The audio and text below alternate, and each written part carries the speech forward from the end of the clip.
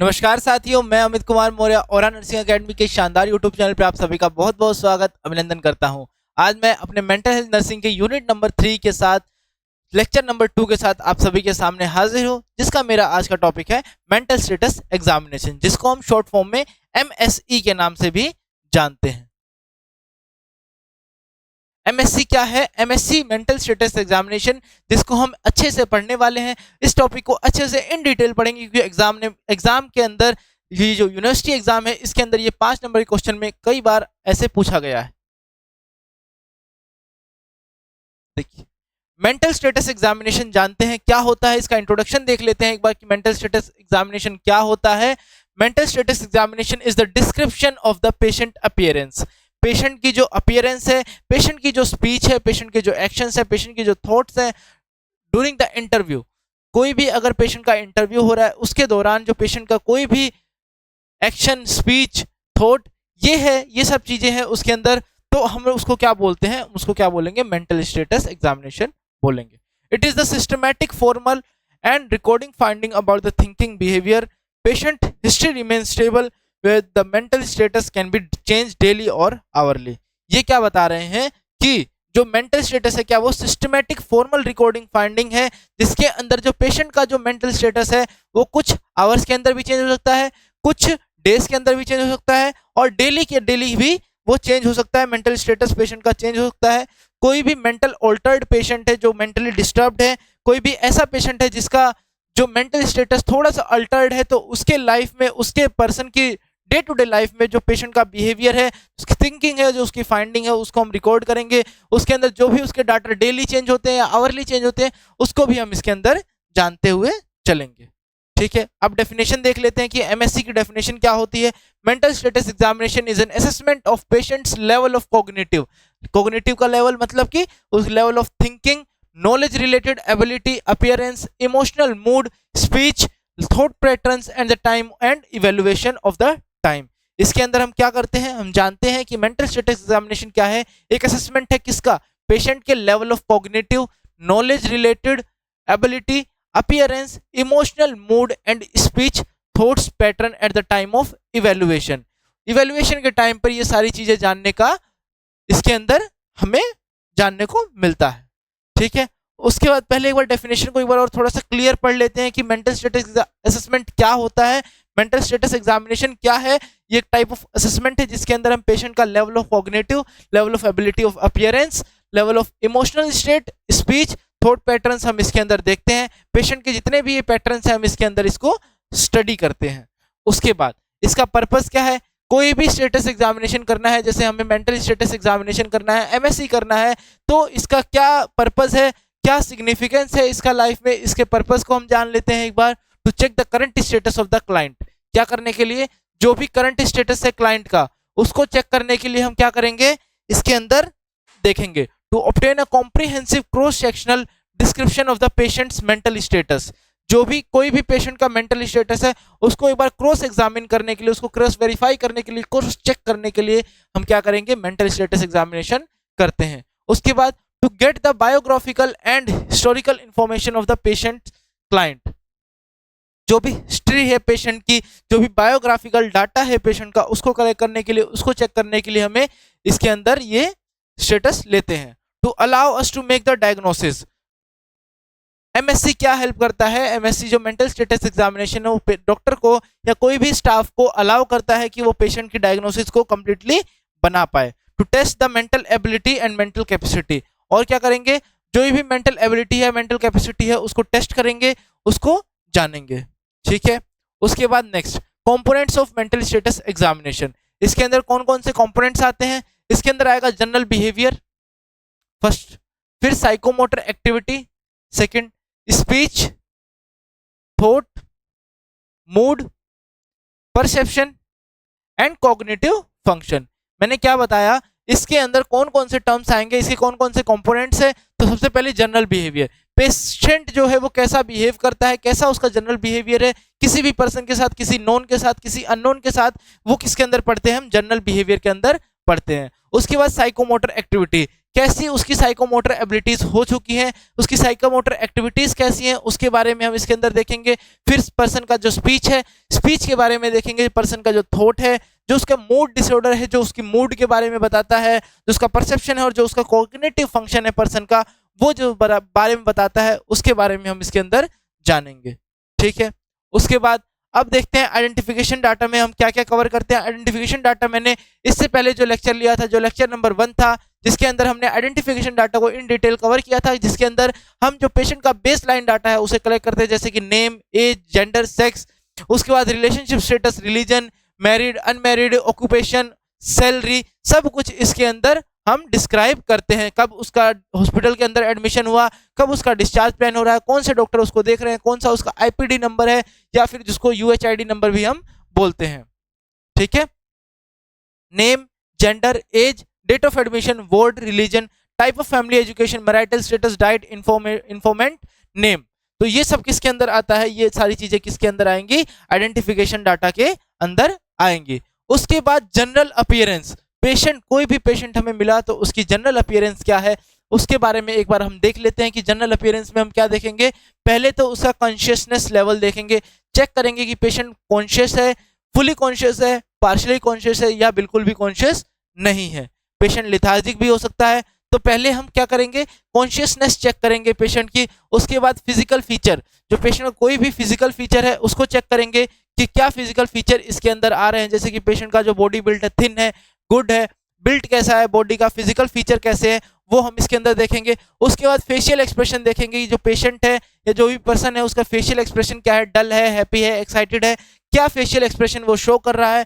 फिर eye contact maintain करेंगे, और डिफिकल्ट है, स्टेब्लिश नहीं कर पा रहा है, जो आई कॉन्टैक्ट है पेशेंट, क्या वो स्टेब्लिश कर पा रहा है, क्या वो मेंटेन कर पा रहा है, क्या वो मेंटेन नहीं कर पा रहा, वो सब इसके अंदर देखेंगे। उसके बाद रैपिड जो है, स्पॉन्टेनियस, डिफिकल्ट, नॉट स्टेब्लिश्ड, जो पेशेंट का जो रैपर्ट है वो कैसा है हमारे साथ, कैसी बातें वो हमारे साथ कर रहा है, क्या वो साइकोलॉजिकली प्रेजेंट है, क्या उसका मेंटल स्टेटस ठीक है, क्या वो ऐसी प्रॉब्लम्स, तो कोई ऐसी बात तो नहीं कर रहा है, इनवॉलेंट्री कोई ऐसी बातें तो नहीं कर रहा है, या फिर स्पॉन्टेनियस है, कैसी वो रैपर्ट बना के रखता है अपने लोगों के साथ, अपने आसपास के एनवायरनमेंट के साथ, वो किसके अंदर पढ़ेंगे हम, रैपर्ट के अंदर देखते हैं। उसके बाद पर्सनल हाइजीन के अंदर क्या आएगा, पर्सनल हाइजीन के अंदर एडिक्वेट, इनएडिक्वेट, ओवरटली या क्लीन, जो हाइजीन है उसका क्या है, साफ सफाई है, नहीं है, थोड़ी बहुत है, ज्यादा है, ये सब किसके अंदर, पर्सनल हाइजीन के अंदर हम एक लेवल के रूप में रख देंगे। और उसके बाद फिर लास्ट आता है इसके अंदर पोस्चर। पोस्चर के अंदर क्या आएगा, पोस्चर के अंदर हम देखेंगे कि ऐसा पोस्चर, क्या पोस्चर के अंदर हम देखेंगे कि कैसा पोस्चर है, जैसा उसका अपराइट पोस्चर है, रिजिड पोस्चर है, या स्लंप पोस्चर, इसके अंदर हम देखेंगे। उसके बाद मोटर डिस्टर्बेंसेस, मोटर डिस्टर्बेंसेस, जो डिस्टर्बेंसेस जो थिंकिंग की वजह से हो जाती हैं उसको हम क्या बोलते हैं, मोटर डिस्टर्बेंसेस बोलते हैं।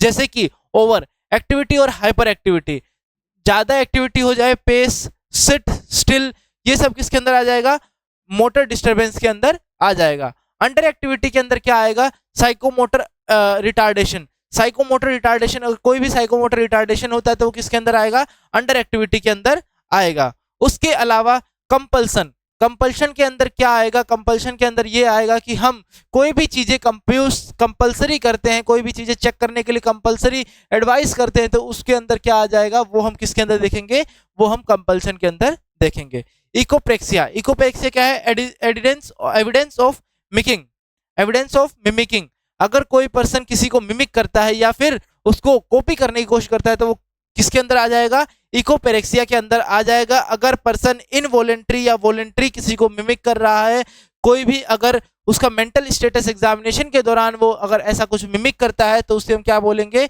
इकोपेरेक्सिया बोलेंगे। रेंज ऑफ मोशन भी चेक करेंगे, क्या रेंज ऑफ मोशन है, कहाँ से उसके थॉट्स आते हैं और कहाँ तक उसके थॉट्स जा रहे हैं, रेंज ऑफ मोशन भी इसके अंदर हम चेक करेंगे। उसके बाद अब आते हैं नेक्स्ट स्पीच पर। स्पीच के अंदर हम देखेंगे स्पीच कैसा है पेशेंट का, इंटेंसिटी कैसी है। पहली बात क्या चेक करेंगे, पेशेंट की स्पीच इंटेंसिटी कैसी है। स्पीच इंटेंसिटी के अंदर लाउड या फिर हाई, पिच देखेंगे पेशेंट की जो आवाज है उसकी पिच कैसी है। उसके अलावा स्पीड देखेंगे पेशेंट कैसे बोल रहा है, रैपिडली बोल दे रहा है या स्लोली बोल रहा है या फिर नॉर्मल बोल रहा है या फिर क्लियर नहीं बोल रहा है, ऐसी वर्बलाइजेशन कर रहा है जो कि हमें क्लियर नहीं हो रही है, बहुत तेजी से बोल रहा है, बहुत धीमे धीमे बोल रहा है, बहुत सोच के बोल रहा है। ये सारी इसके अंदर स्पीच के अंदर हम स्पीड देखेंगे। उसके बाद प्रेशर ऑफ स्पीच, कितना प्रेशर उसके ऊपर स्पीच अपना, जब वो स्पीच शो कर रहा है या कोई भी आवाज वो बोल रहा है, कोई भी थॉट वो वर्बलाइज कर रहा है, तो वो कितना प्रेशर उसके ऊपर है, क्या प्रेशराइज उसके ऊपर है, क्या चेंजेस इसके ऊपर है, तो प्रेशर ऑफ स्पीच प्रेजेंट है या एब्सेंट है। उसके बाद टोन, जो भी टोन होगी उसको चेक करेंगे कि क्या टोन है इसके अंदर, जैसे कि नॉर्मल वेरिएशन या मोनोटोनस वेरिएशन, उसके अंदर हम देखेंगे कि वेरिएशन कैसा है, मोनोटोनस है या फिर वेरिएंट है, ये हम इसके अंदर चेक करेंगे। नेक्स्ट क्या आएगा, मैनर। मैनर के अंदर क्या आएगा, नॉर्मल और हाईली फॉर्मल इन अप्रोप्रिएटनेस, जो नॉर्मल और हाईली फॉर्मल इन अप्रोप्रिएटनेस है वो किसके अंदर आ जाएगा, टोन के अंदर आ जाएगा, उस मैनर के अंदर आ जाएगा। उसके बाद देखेंगे अफेजिया। अफेजिया क्या होता है, formation of words making marking of words.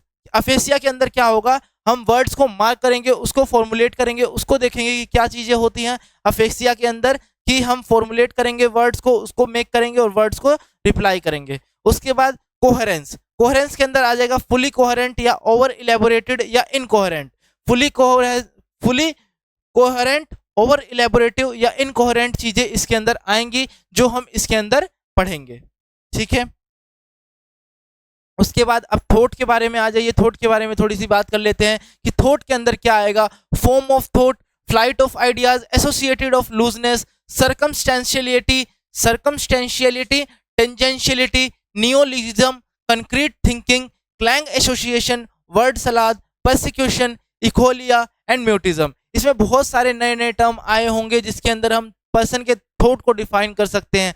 जैसे कि इसके अंदर आपने टेंजेंशियली देखा है, जो कि पांचवा पॉइंट है टेंजेंशियलिटी। टेंजेंशियलिटी क्या होती है, जैसे सर्कल होता है, जैसे कोई भी सर्कल होता है उस पर अगर कोई भी हम एक लाइन ड्रॉ करते हैं और एक पॉइंट पे टच करती है तो उसे हम क्या बोलते हैं, टेंजेंट बोलते हैं। सर्कल का क्या बोलते हैं, टेंजेंट बोलते हैं। ऐसे ही किसी मेंटल स्टेटस पेशेंट के अंदर वो पर्सन हम जो पूछें उससे रिलेटेड कोई और बात करने लग जाए, उस पॉइंट पे आए बट थोड़ा घुमा फिरा के आए। जैसे मैंने पूछा कि तुम्हारी नींद पूरी हुई है कि नहीं हुई है, तो पेशेंट मुझे क्या रिप्लाई करता है, पेशेंट मुझे रिप्लाई करता है कि कल रात को मैं सोने गया, वहां पर फिर मेरे को थोड़ी देर नींद नहीं आई, मैंने फोन चलाना शुरू किया, फिर उसके बाद मैंने सोने की कोशिश की और फिर मेरे को अच्छे से नींद आई। तो मैंने पूछा उससे, पेशेंट से, कि क्या तुम्हें कल नींद आई, तो उसने हाँ या ना में जवाब ना देते हुए उसने पूरा एक्सप्लेन करना शुरू कर दिया। तो उसने लास्ट में जवाब तो दिया कि हाँ मुझे नींद आई थी, बट उसने पूरा घुमा फिरा के जवाब दिया। तो उस टर्म को हम क्या बोलते हैं, उस टर्म को हम क्या बोलेंगे, टेंजेंशियलिटी बोलेंगे। ठीक है, तो ऐसे ही इसके अंदर थॉट्स के अंदर हम डिफरेंट पढ़ेंगे, डिफरेंट टर्म्स पढ़ेंगे, जिसके अंदर हमने concrete thinking, clang association, word salad, ऐसी चीजें जो बहुत तेजी से बोलते, बहुत तेजी से रिपीट कर दे और उसको सामने वाला जो पर्सन है, जो असेस करने वाला पर्सन है, उसको वो समझ ही ना पाए। ठीक है, उसके बाद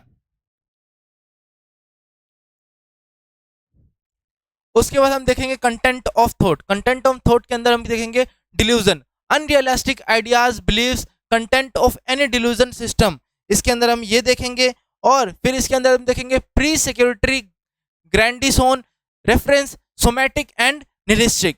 थॉट ब्रॉडकास्टिंग देखेंगे। थॉट ब्रॉडकास्टिंग के अंदर आएगा thought being heard by the others, thought insertion, being insertion into the person, normal thoughts by other. उसके बाद फोबियास देखेंगे। फोबियास के अंदर क्या आएगा, इरिटेशनल फीचर्स जो होंगे, इरिटेशनल फियर्स जो होंगे पर्सन के अंदर, जो थॉट्स के अंदर जो इरिटेशनल फियर्स होंगे उसके बारे में हम इसके अंदर देखेंगे। उसके बाद क्या है, मूड। मूड के अंदर क्या देखेंगे, मूड कैसा है, मूड डिप्रेस्ड है, मूड इरिटेबल है, मूड एक्शियस है, एलिटेड है, यूफोर्बिक है या फियरफुल है या लाइबल है। तो क्या देखेंगे, मूड के अंदर देखेंगे। और उसके बाद फिर नेक्स्ट देखेंगे अफेक्ट। अफेक्ट के अंदर क्या देखेंगे, congruence with mood, blunted, flat, appropriate and inappropriate behaviour के बारे में देखेंगे। इसके बारे में जानेंगे किसके अंदर, ये मूड के अंदर कैसे इफेक्ट करता है। उसके बाद परसेप्शन। परसेप्शन के अंदर क्या चीजें आएंगी, क्या चीजें हम परसेप्शन के अंदर देखेंगे कि हेलुसिनेशन कैसा है, मतलब कि अनरियलिस्टिक सेंसरी परसेप्शन। कोई भी सेंसरी परसेप्शन, कोई भी ऐसा परसेप्शन जो कि अनरियलिस्टिक हो, अनचेंजेबल हो, अनरियलिस्टिक हो, तो उसे हम क्या बोलेंगे, परसेप्शन बोलेंगे। नेक्स्ट क्या है, ऑडिटरी। फिर क्या है, visual, then tactile, olfactory and gustatory. ये डिफरेंट डिफरेंट परसेप्शन है जिसके अंदर हम पढ़ते हैं, वो हम इसके टॉपिक के अंदर पढ़ेंगे, किसके अंदर, परसेप्शन करने के लिए, कि हम कोई चीज ऐसी सोच के हेलुसिनेट कर रहे हैं, या फिर कोई टेक्टिलिटी है, या ओल्फैक्टरी है, या फिर गस्टेटरी है, ये इसके अंदर हम देखते हैं। उसके बाद इल्यूजन। इल्यूजन क्या होता है? Miss interpretation of the real stimuli. कोई भी रियल स्टिमुलाई है वो प्रेजेंट नहीं होगा, या फिर प्रेजेंट होगा, उसका मिस स्टिमुलेशन करना, क्या कर लेना, उसके बारे में मिस स्टिमुलेशन कर लेना, या फिर depolarization, alteration perception of the self, या derealization, altered perception of the environment, environment का अल्टर परसेप्शन कर लेना, या फिर डीप पर्सनलाइजेशन कर लेना, या फिर मिस इंटरप्रिटेशन करना, किसके अंदर आ जाएगा, इवोल्यूशन के इल्यूजन के अंदर आ जाएगा। उसके बाद कॉग्निटिव फंक्शन क्या है? कॉग्निटिव फंक्शन के अंदर क्या आएगा? कॉन्शियसनेस लेवल आएगा, ओरिएंटेशन लेवल आएगा, टाइम आएगा, प्लेस और पर्सन के बारे में इसके अंदर हम देखेंगे कि क्या टाइम हो रहा है, हम पेशेंट से पूछेंगे किस जगह पर हैं आप और किसके साथ हैं आप, कौन आपको लेकर आया है, ये क्या है, ये ओरिएंटेशन है, इसका कॉग्निटिव फंक्शन का ओरिएंटेशन है। उसके बाद अटेंशन एंड कंसंट्रेशन। अटेंशन और कंसंट्रेशन के अंदर क्या देखेंगे? Attention normally aroused with difficulty, concentration focus on subject, substrate 7 from 100। जैसे कि अटेंशन और कंसंट्रेशन देखेंगे, उसको नॉर्मल इजी क्वेश्चंस देंगे कि 10 + 12 कितना होगा, 7 - 12 कितना होगा, या फिर 20 में से 3 गए, या 10 को हमने 2 से डिवाइड किया तो कितना आंसर आएगा। तो ये नॉर्मल जो अटेंशन वाले क्वेश्चन है, उसका कितना कंसंट्रेशन है हमारी चीजों पर, उसको जानने के लिए हम ये चीजें इसके अंदर टेस्ट करेंगे। उसके बाद डिजिट्स फॉरवर्ड, डिजिट बैकवर्ड, गिनती बुलवाएंगे या गिनती बैकवर्ड गिनती बुलवाएंगे, name of month, name of days, ये सारी चीजें हम उससे पूछेंगे, तो हमें उसकी जो कंसंट्रेशन पावर है, जो मेंटल स्टेटस है, जो प्रेजेंट स्टेटस है, वो चीजें हमारे जानकारी में आ जाएंगी। उसके बाद मेमोरी। मेमोरी के अंदर हम चेक करेंगे कि कितना उसे मेमोरी में रिटेंशन होता है, रिकलेक्शन होता है उसके दिमाग में, कैसी उसकी मेमोरी है, इमीडिएट मेमोरी है, सुन के तुरंत भूल जाता है, या फिर उसके दिमाग में चीजें सेटल रहती हैं, चीजें नॉर्मली सॉल्व होती हैं, चीजें चलती हैं, ये सारी चीजें किसके अंदर है, मेमोरी के अंदर है। 3 to 5 अनरिलेटेड टॉपिक्स के बारे में बोलेंगे, क्या उसे वो रिकॉल कर पा रहा है, क्या उसे वो समझ पा रहा है, क्या उसे वो अपने दिमाग में रख पा रहा है, ये चीज किसके अंदर आएंगी, मेमोरी के अंदर आएगी। ठीक है। उसके बाद रिसेंट में जो भी क्वेश्चन, जैसे अभी डेट ऑफ बर्थ पूछेंगे, नंबर ऑफ चिल्ड्रन, अगर उसकी मैरिड है या उसके घर में उसके कुछ रिलेटिव्स हैं, या उनके कोई भैया, कोई भाभी, या कोई बड़ा है, उनके में घर में कितने बच्चे हैं, number of children in the house, name and number of the family, या फिर ईयर ऑफ कंप्लीटिंग एजुकेशन, ये सारी चीजें पूछेंगे। तो वो रिसेंट क्वेश्चंस जो होंगे, जो उसका मेमोरी बेस्ड जो एनालिसिस होगा, इसके अंदर वो चीजें हो जाएंगी। उसके बाद नेक्स्ट क्या है, नेक्स्ट जजमेंट।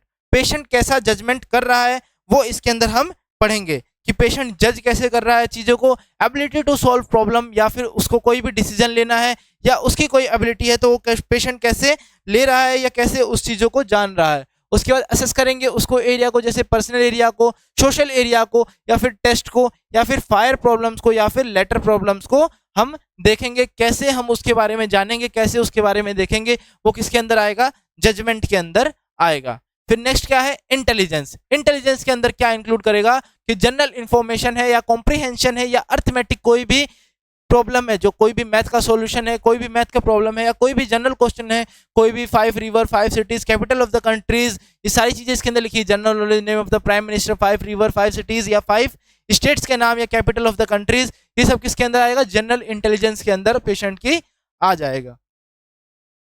नेक्स्ट क्या है, इलिटरेट।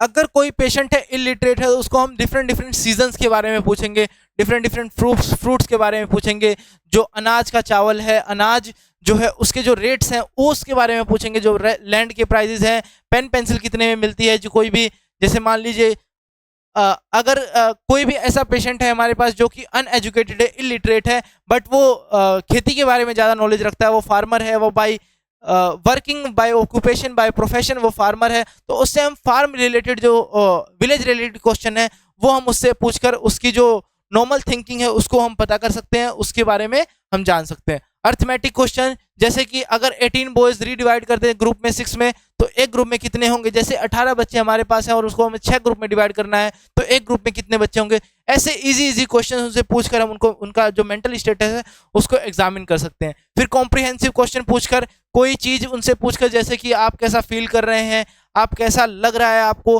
आप किसी को मिस कर रहे हैं, या कोई ऐसी चीजें जो आपके मेंटल स्टेटस को एग्जामिन करती है, वो किसके अंदर आ जाएगी, कॉम्प्रिहेंसिव स्टेटस के अंदर आ जाएगी। उसके बाद प्रोवर्ब, कोई भी ऐसी कहावतें हो गई, कोई ऐसी सेइंग, कोई भी ऐसी कहावतें हो गई, कोई भी ऐसी सेइंग हो गई है, या कोई भी ऐसा कोई प्रॉब्लम है या कोई भी ऐसी कहावत है, उसको हम अगर उसको बताते हैं और अगर ये चीज़ें उसे समझ में आती है, जैसे barking dogs never bite, as you sow shall you reap, slow and steady wins the race, ये सारी चीज़ें अगर उसे समझ में आती है तो उसका मेंटल स्टेटस एग्जामिनेशन जो है वो काफ़ी हद तक नॉर्मल है। इन चीज़ों को हम ये समझ सकते हैं। उसके बाद जो साइकोलॉजिकल फैक्टर्स होते हैं इसके अंदर, जैसे कि bowel and bladder habits, sleep and appetite, ये इसके अंदर हम देखेंगे। और फिर उसके अलावा जो सोशल फैक्टर है, साइकोलॉजिकल फैक्टर है कि स्ट्रेस, जो सोशल रिटेंशन है या फिर जो भी उसका ऑक्यूपेशन है, उसके अंदर हम देखेंगे कि क्या इसके अंदर चीज़ें आती हैं, कैसी इसके अंदर चीज़ें आती हैं, वो सारी चीज़ें हम इसके अंदर देखेंगे। ठीक है, उसके बाद यहाँ पर जो मेंटल स्टेटस एग्जामिनेशन है, वो वाला जो पॉइंट है, मेंटल स्टेटस एग्जामिनेशन क्या होता है, इसके बारे में हमने पूरा सब कुछ जाना कि मेंटल स्टेटस एग्जामिनेशन क्या होता है। मेंटल स्टेटस एग्जामिनेशन के सारे कंपोनेंट, जितने भी इसके अंदर तरीके हैं मेंटल स्टेटस एग्जामिनेशन को एग्जामिन करने के, वो सारे तरीके हमने इसके अंदर पढ़े। तो आशा करता हूँ ये वाला लेक्चर आपको समझ में आया होगा। और एक जरूरी सूचना मैं आप सभी को देना चाहूँगा, जल्दी हमारा एक ऐप है जो कि लॉन्च होने वाला है, जिस पर हम लाइव लेक्चर्स लेंगे। तो आप सभी लोगों से रिक्वेस्ट है कि प्ले स्टोर पर नीचे डिस्क्रिप्शन में लिंक दे दिया जाएगा, प्ले स्टोर से हमारे ऐप को डाउनलोड कर दीजिए, जिसमें अंदर हम पेड कोर्सेज और अनपेड कोर्सेज फ्री बैचेस के चलाएंगे, जिसके अंदर हम फ्री बैचेस लाइव करेंगे। तो उसको ज़्यादा से ज़्यादा लोग डाउनलोड करें और हमारे ऐप पे विजिट करें और ज़्यादा से ज़्यादा नॉलेज को फ्री में इकट्ठा करें और उन चीज़ों को एक जगह रखकर अपनी पढ़ाई को डेली बेसिस पे स्टार्ट करें। तो मिलते हैं नई ऐसी एक धमाकेदार वीडियो में, तब तक के लिए नमस्कार।